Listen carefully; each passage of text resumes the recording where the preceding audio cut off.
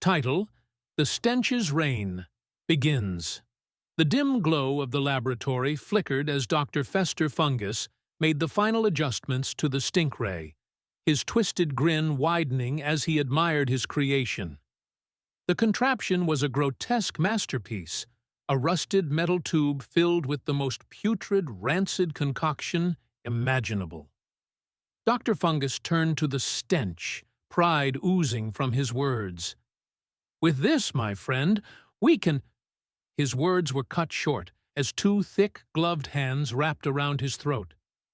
The stench pulled him in close, whispering in his ear with a guttural growl. "I ain't your lackey no more, Doc. This gun, this power, it belongs to me now." Fungus clawed at the stench's arms, but the mutant's grip was unbreakable. With a sickening crack, his neck twisted violently to the side, and his body slumped to the floor.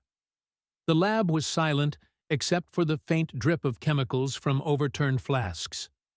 The stench picked up the stink ray, turning it over in his hands, a malicious grin forming beneath his mask. He walked over to a nearby desk and grabbed a crumpled piece of paper. With a grease-stained marker, he scrawled a name at the top of a hastily made list. Victor Grimaldi. The Butcher and the Monster. Days later, the stench arrived at Grimaldi's Prime Cuts, the scent of raw meat and old blood thick in the air. He pushed open the door, the familiar sound of a bell jingling above him. Behind the counter, the massive form of Victor Grimaldi loomed, sharpening a cleaver. "Well, well, if it ain't the big stink himself," Grimaldi chuckled, eyeing him with mild curiosity. "What brings you back to my humble shop?" "I need more ingredients," the stench rasped, "for a little experiment." Grimaldi's eyes gleamed with intrigue. "Oh, you're speaking my language. Follow me, then." The two made their way to the back, stepping into the dimly lit meat room. Hooks lined the ceiling, swaying slightly, and the air was thick with the scent of aging flesh. Grimaldi strode ahead, rummaging through a freezer. The stench gripped the stink ray. His fingers tensed, but just as he raised it, thwack! Grimaldi spun with shocking speed, swinging his cleaver straight for the stench's head. The mutant barely ducked in time, the blade carving a deep gash into the wall behind him. "You think I don't know a setup when I see one?" Grimaldi snarled, lunging forward. "You reek of betrayal." The stench countered with a powerful backhand, sending the butcher staggering into a metal table. But Grimaldi was not so easily subdued.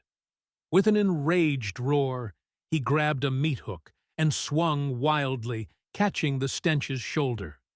The mutant growled in pain, but instead of retreating, he grabbed Grimaldi by the throat and slammed him against a hanging pig carcass. "I was hoping I wouldn't have to waste ammo," the stench muttered, leveling the stink ray at Grimaldi's face. "But I guess every good weapon needs a test run." He pulled the trigger. A thick, putrid stream of rancid liquid shot forward, splattering Grimaldi's face. Instantly, his skin began to blister and melt, the acidic stench burning through flesh like rotting meat left out in the sun. Grimaldi screamed, but his voice was drowned in a bubbling gurgle as his lips and nose sloughed away, exposing raw, bone-white teeth. His body convulsed, yet even in his agony, his eyes burned with defiance. You ain't no king," Grimaldi spat, his voice wet and guttural. "You're just another piece of rotten meat." The stench tilted his head.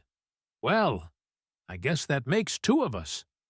With a final sickening crunch, the stench stomped down on Grimaldi's skull, silencing him forever. He wiped his boot on the floor and pulled out his list. He took the marker and crossed out Victor Grimaldi.